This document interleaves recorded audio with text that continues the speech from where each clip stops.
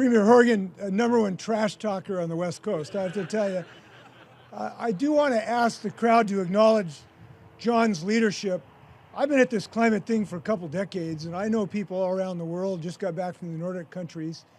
And of all the northern latitude leaders in the world today, no one has been more successful than John Horgan. And I hope you'll give him a round of applause. It's just been fantastic what he has done. Thanks for what you're doing, John. I was thinking about what to say the other day. I was sitting out having coffee in the morning, watching the sun come up through the smoke. And I have a view of Mount Rainier, our beautiful mountain, which wasn't there that day behind the smoke. And I was thinking about what to say about our current situation on the Pacific Coast. Here's my fundamental message. These four leaders you're hearing for today, we have watched, we have smelled, we have suffered through the smoke. We understand what it's doing to our communities. We understand what it's doing to the health of our children. We understand its economic disadvantage to our economies.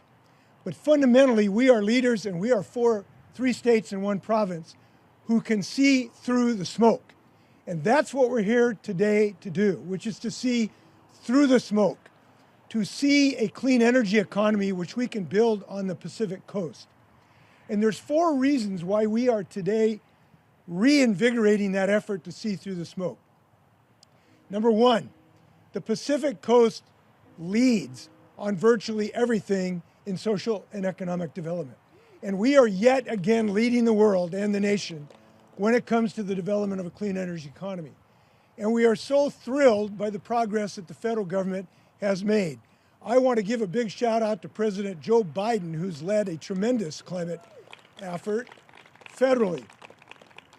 But we in the Pacific Coast know that we can pedal faster, and that's why all of these four jurisdictions have numerous efforts which are going to lead the United States for the next steps after this bill that Congress has passed, because we understand the success.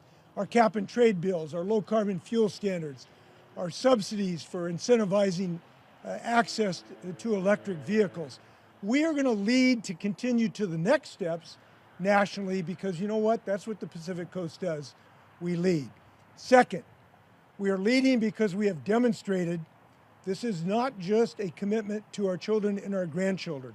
It is the best economic development strategy on the earth today, because we understand the best economic prospects is to build a clean energy economy, to put people to work building silicon anode batteries in Moses Lake, to put people to work in solar cells in Bellingham and California and British Columbia. We're building jobs. That's why we're leading in the Pacific Coast. We fundamentally understand that. The third concept is we understand that our nation has a deficit of equity, big time. And when you think of the strategies to bring a more just society, a more equitable society, a society where everyone's got a shot, it's by building a clean energy economy. And we are doing that big time in the Pacific Coast. We're doing it by, we're particularly proud of our cap and invest bill, which makes a commitment of 35 or 40% to overburdened communities, of 10% to tribal communities, and every state has their own version of that commitment to equity. And the fourth principle of our leadership is working together. And I really can't think of another instance in American history where four provinces, and including two nations, have worked together better. And we are making that happen in building an electric charging corridor up and down I-5, in encouraging the implementation and hopefully the merging of our markets in the cap and invest system, which can make it more efficient. All the way for years we're doing this.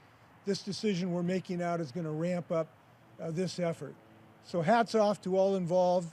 Hats off to California leadership.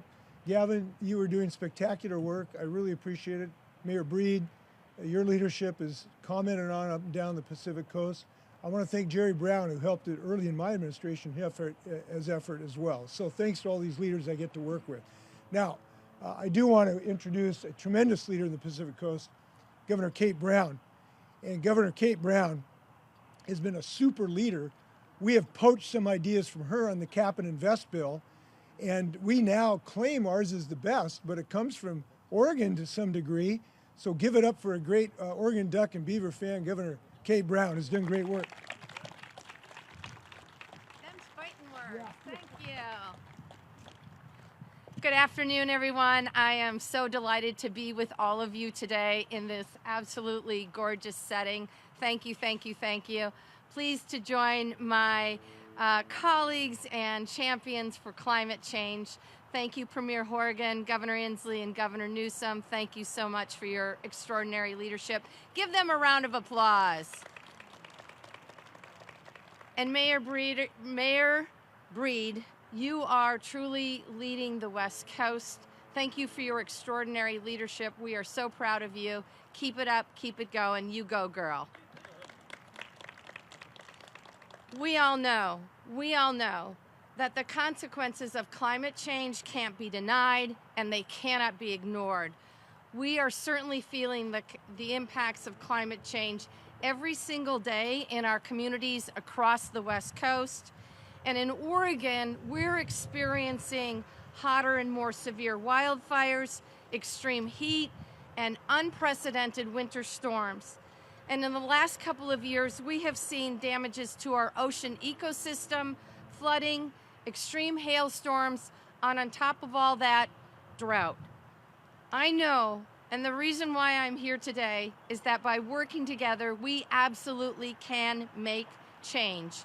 The West Coast, the left coast, the best coast, whatever you want to call us, we can lead the nation, and working with British Columbia, the continent, and I believe the world, by coordinating our efforts and linking actions at the regional levels. Collectively, we can harness the power and ingenuity of our local communities, our businesses, and our state and local governments. Despite Oregon's relatively small size, our state is absolutely making great strides in adapting to and mitigating the impacts of climate change, while centering our communities of color, our rural communities, and our low-income families. These communities have been hardest hit. They are disproportionately impacted by climate change. And at the same time, we're preparing Oregon for the clean energy economy of the future. Our timelines are 100% clean energy by 2040, one of the most ambitious in the entire nation. And we were the first state in the nation to pass our coal to clean legislation, with our last coal plant being demolished this summer. Let's give a round of applause to Oregon. And while, as I've seen driving around San Francisco, we don't have as many EVs as San Francisco, we have hit our goal of putting 50,000 electric vehicles on Oregon roads.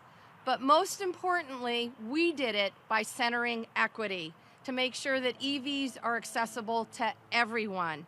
We're providing EV rebates for people with low incomes and providing EV rebates for used EV purchases, the first state in the country to do so. And of course, Congress followed our lead by including tax credits for used EVs in the Inflation Reduction Act. So yay Oregon and yay Congress. But we are following California in another measure. We are developing our own Advanced Clean Cars 2 regulation to move to 100% zero emissions new vehicles by 2035.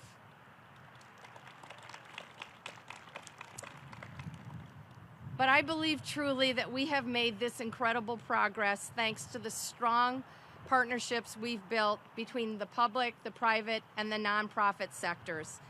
This progress would not have been possible without the collaboration we have had with our neighboring West Coast states and province for the past couple of decades. Through the PCC, we are demonstrating that regional collaboration does make a difference. We're demonstrating that we are much more powerful and impactful working together than when we're working alone. And together, I know that we can meet the challenges of climate change because we know that growing our economy and protecting our planet are not mutually exclusive goals. Rather, they are moral imperatives.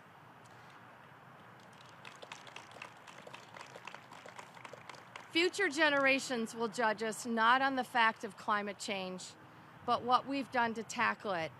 I am so proud to stand with my colleagues here today as we make continued progress toward a climate-resilient future. And with that, I am so honored and so thrilled to turn it over to an amazing leader, honestly, not only for the state of California, but the entire United States of America. Please welcome your very own governor, Governor Newsom.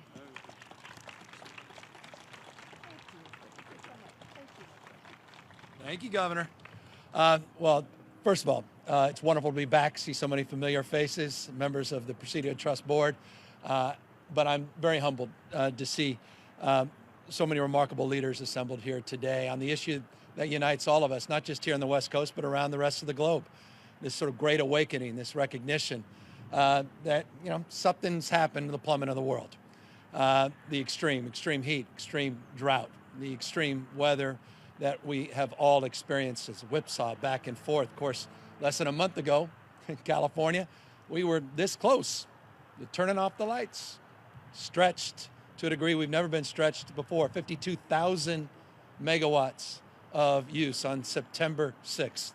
10 days of a heat dome, likes of which we couldn't even imagine. The worst case scenario, we had put up new strategies and modeling just 2 years ago. And never in our wildest imagination, just 2 years ago, do we imagine a 10-day heat dome like we experienced last month. 124-degree temperatures in September in the state of California. So we're all being stretched. Our mind is being stretched in terms of the challenges, but also the opportunities. And I guess that's really the point I want to reinforce briefly as I ask everybody to come up and we update our 2016 Pacific Coast Collaborative Agreement. And that is collaboration, inspiration. The realities that present themselves present opportunities that we recognize we have to reconcile. And we also recognize with humility we don't have all the answers. And so we seek to share best practices. We seek to compete. I think you heard that from jurisdiction to jurisdiction with one another, but in an enlightened sense. That competition has brought us to where we are today with this collaborative. We're in the how business. Everybody, a lot of folks are talking about things. A lot of folks are putting fancy plans together. Everybody's jumping over saying, well, I've got this or I got that. These folks are doing the real work. And that's hard. It's just stubborn. To reach these goals, no one should, sugarcoat the challenges that present themselves. But, Jay said it beautifully. This is not about electric power. This is about economic power. This is about dominating the next big global industry.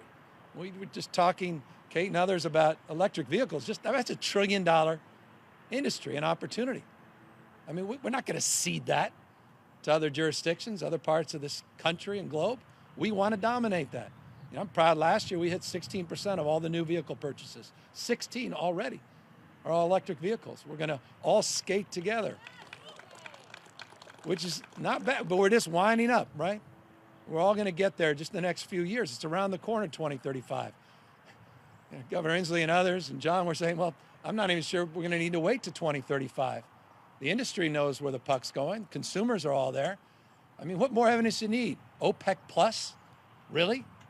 We have to worry about something called OPEC plus? Deciding to game a system in the last 24 hours to increase costs of gas and increase your stress levels, to impact domestic, not just foreign policy, with respect to petro-dictators that don't have your interests at heart, seem more interested in Putin than they do in terms of Western democracies. I mean, we're as dumb as we want to be.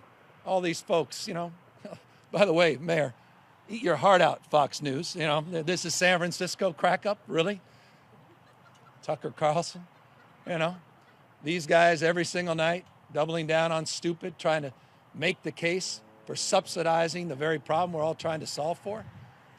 Up in British Columbia, Linton's wiped off the map. I mean, we had Grizzly Flats. Remember it? It's gone. Greenville, Paradise. lifestyles, tradition, places.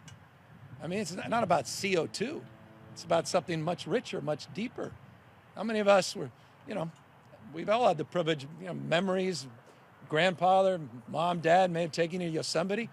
Was shut down twice this year because of wildfires. Lost 20% of our sequoias in just a few years. 20% in just a couple years. What more evidence do you need? This mega drought over the western United States, Lake Mead, Powell, all of us fighting over each other what we're going to do with just the Colorado River basin. The challenges we're all facing here as we enter now in the 4th year of our drought. Water year just ended, October 1st. 4th year. By the way, that would put us 8 out of 11 years we've been in extreme drought. 8 out of 11 years. So is that the exception or is that the new normal?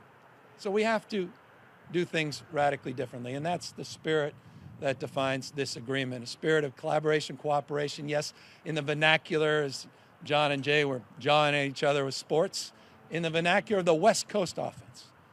Some we know well here, Bill Walsh, the San Francisco 49ers. But it's the West Coast offense, not defense, where America's coming attraction. The world's coming attraction. Province up north. We're showing how it can be done. Success leaves clues. We're not asserting, we're proving. 6 times more clean energy jobs today in California than fossil fuel jobs. 6 times already. We're just winding up. So, I know, I'm excited about this. I'm proud of these guys. John and Jay have been, Kate, we're just catching up. These guys are international leaders in this space, not just with the Pacific Coast Collaborative, but these two, and Kate's been a big part of this as well.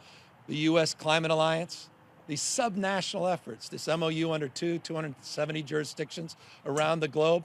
It's a way of saying, and I'll close on this, don't fret. Don't be too anxious. I know we all turn on the nightly news and it's stressful. But these are the antidotes to that anxiety and stress. They're future-proofing, not just their states, but they're showing the way for the rest of the United States and folks around the rest of the globe. That should calm us. That should give us, just a little bit better sense of well-being.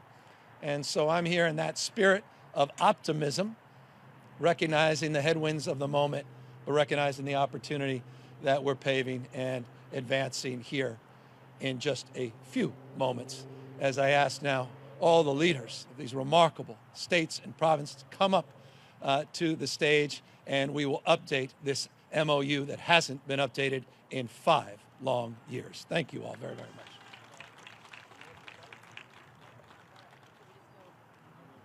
We'll just go backwards.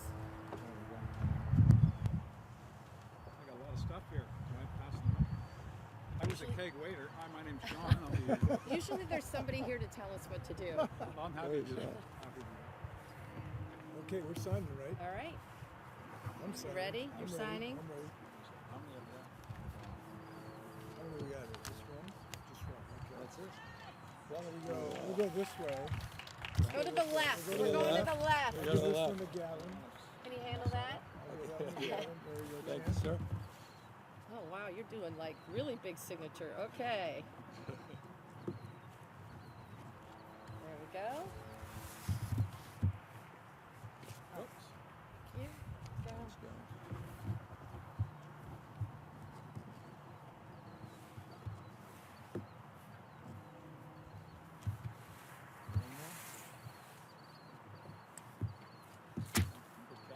Yeah, no, I want to keep this intact. I want to keep it social intact. I was like through the fog and through the smoke, right? Blew into San Francisco Bay. That'd be a good story. All right. All right. Shall we stand up Let's and stand up. You want to hold, Good job. yeah, we'll just them like that? Yeah, well, Okay. Like this? Like this. yeah. Let's do like I feel like a little peanut here. No, he wants you. They Mayor, want us get to up give here. us a standing ovation. Come on. Should we invite the city trust first? Take the middle. Want to do that? All right. I'm gonna Come on up. Come on up. the Chris, trust. Come on up. Yeah. Come on. Board, come on, Mark. Come on. Get up here. Hello. Thank you. I always say London breed, so I was Hang on like, tight. I was thinking. I'll be your anchor. Thank you. At least I didn't call you Governor. I love that. We need more Governor Browns in the world. Thank you, guys. Yes. Good job. Thank you. Of course, if there's people Still that can't do believe it, I was so tight. that is hilarious. Kathleen, so if you guys need anything while you're in that's a gala. That's a real gala. Governor, my community, I've always lived in a polluted community, and just want to say thank you that you all are lifting this up because it's time. Yeah, I live by the 880, and the 580 made sure that all of us in the flatlands got love it. Well, we gotta deal with these oil companies trying to do a referendum on this. Thank you so much. Are we? Okay. Well, then we'll do that. We'll do that. It took a lot of time to get there. We used to be able to adage only Nixon could go to China, only a right-wing government could go to They're all here to answer any questions you may have. Thank you. You guys are not allowed to leave. You know, we're in this together. Are we doing this here? Yeah. Okay. Yeah. Governor, I have a question for you, Governor Newsom, talking about the timeline for the payments for the tax refunds that are going to be going out to Californians.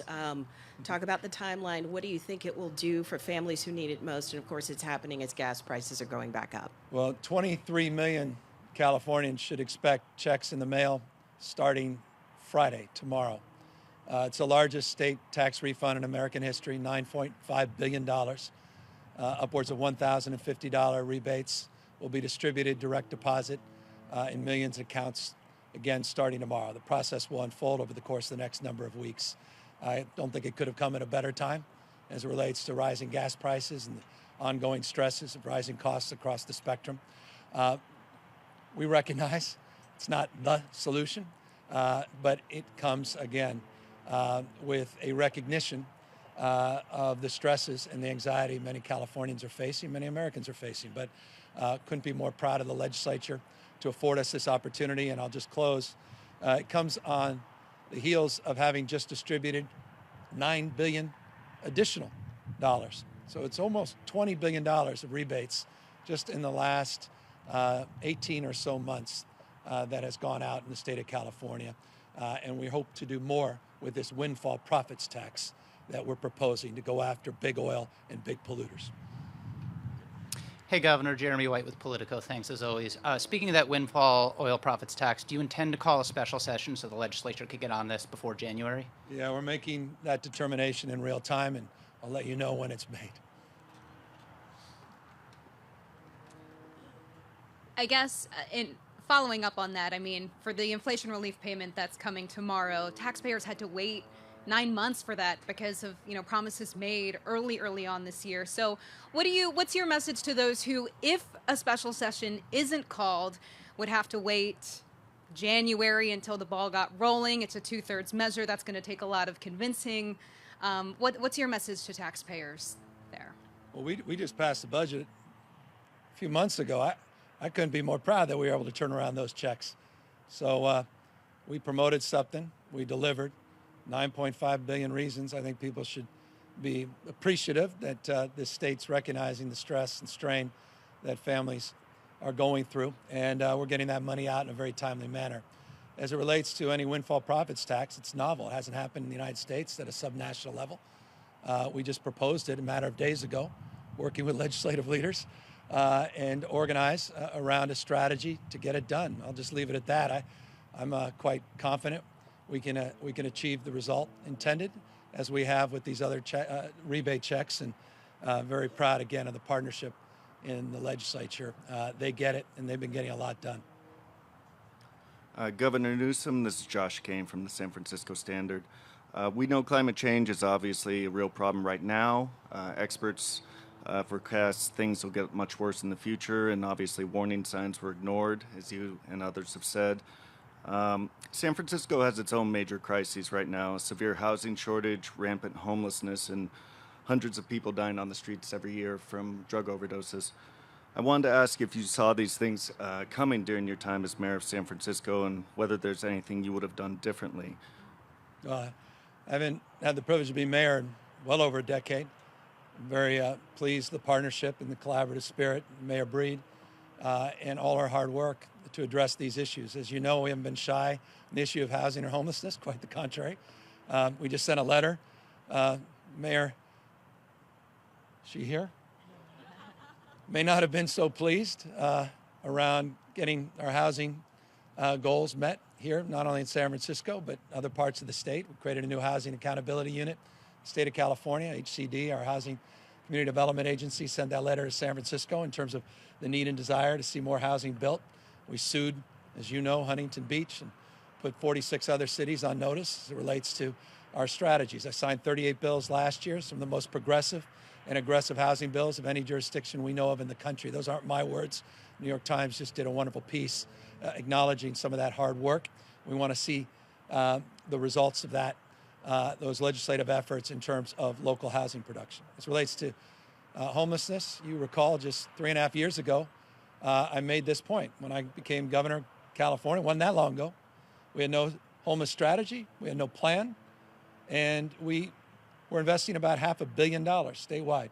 Now we have strategy, plan, and we're investing $15.3 billion. Specific strategies on encampments, specific strategies on mental health, specific strategies on rapid rehousing, prevention across the spectrum. I am very pleased that we were able to work with the legislature to get this historic level of funding, and that will provide more support for mayors like Breed and others up and down this state. And I'm looking forward the next few years to seeing demonstrable results because of those investments. We have one last question, Governor. Governor Newsom, I know today the 4 province and the state signature the cooperation agreement is all from the West Coast of the Pacific. So do you have any comment with, have you ever considered to invite the East Coast of Pacific, sorry, my English is a little bit suck. And I mean, do you have ever considered invite the East Coast friends, such as China? I'm going to answer that, but I'd be remiss, out of respect to these remarkable leaders that have engaged very collaboratively with China and other Asian nations. Perhaps, Governor Inslee, I know you and I spent a lot of time even together recently, Zoom call last year on this topic. Maybe you want to illuminate some of the work you've done, and I'll follow up after the 3 of them. Well, we are eager to collaborate with any jurisdiction in the world, and in fact are doing so. We have multiple organizations doing that besides the Pacific Coast Collaborative. We have the U.S. Climate Alliance, which has 23 states that have all made some individual contribution that we helped establish with Governor Brown's leadership early in the decade. We are leading an effort both in Glasgow and then in Sharm el-Sheikh with what we call the supranationals. These are local organizations, states, provinces, cities, counties around the world. And the nations called us subnationals. We call ourselves supranationals. And the reason is because we can move faster than the nation states. So there are multiple provinces, including in Asia, that are moving faster than their nation states that they belong to. So we have consortiums across multiple boundaries. Now the Pacific Coast is moving fastest. We're moving faster than the U.S. Climate Alliance that has 23 states. Why? It's for the reasons that I indicated. We have a history of leadership, technological and cultural. We have a recognition that this is the #1 economic development program that has been spectacularly successful. Look, the #1 economies in the country are represented right here, these 4 leaders groups. In my state, we have decreased our carbon emissions by 40% per unit of GDP, while we have one of the most successful economies in the world. Same thing with my colleagues. So we want to pedal as fast as we can, and we're looking forward to working with anyone in the world today to do that. Governor Brown from Oregon, I'll just respond. The joy of climate change is that each one of us can make a difference. Certainly by working together, we have a greater impact, but everyone in our daily lives and our daily activities can make a difference. I'm heading to Asia in a few short weeks to meet with our partners in Vietnam, Korea, and Japan. We will be sharing wonderful technologies from Oregon that will promote renewable energy. We will certainly be learning from our counterparts. And the joy of working with folks at the local level, whether it's a city, province, state, is that we have the ability to be innovative and creative. We can pilot projects, we can move rapidly, and we can make change fast. And so we are absolutely excited about working with anyone to tackle climate change, because this is an issue that faces each and every one of us across the entire world. Premier Horgan. Thank you, Kate. And I just want to put some context on one of the earlier questions about homelessness, about housing, about the opioid crisis, about how we've all come out of a global pandemic. I mean, we need to contextualize this. The challenges that Californians are experiencing are similar to those in Oregon, similar to those in Washington, and very much like those that are happening in British Columbia. So these are not national crises. These are local crises that are proliferating, quite frankly, in every corner of the globe. The advantage we have is 4 jurisdictions that have a common view on the world. We have the Pacific Ocean at our back, and we have the mountains in our front, and opportunity wherever we look. But we can't just focus on the opportunity. We have to focus on those that may well be left behind as we all move forward. And if we do it together, we'll be able to address these challenges. But I'm always answering, the beauty of this is I'm in a different place than I am normally. The questions are exactly the same. I think we should learn from that. I think we should learn that not only do we have common heritage on unceded indigenous territories, but we all came from every part of the globe. I'm the son of an Irish immigrant. All of the rest of you, if you're not indigenous, came from somewhere else. And that's our strength. That was what the United States represented to the world and still does. And I'm very proud to stand with these 3 leaders in this spectacular city to say, yes, we have challenges, but we can overcome them as we have decade after decade now, centuries of habitation here, making the world a better place. 5 million souls in British Columbia in a sea of 8 billion by the turn of the year. We cannot solve the problems by ourselves, but I know together we can at least make some progress. And I want to acknowledge Rana Sarkar is here. I want to say Canada, which is part of where I come from. He's the Consul General for Northern California and Hawaii. We also have a Consul General in Southern California. We have one in Seattle as well. Canadians want to work with Americans. We want to collaborate. We want to take best practices wherever we find them and make a better world. What could be wrong with that? Why don't we do that? I'm not following up after that. Any other questions? We're done. Well, thank you all again very, very much for taking the time to be out here. Well done, everybody. Thank you. You got a nice state here.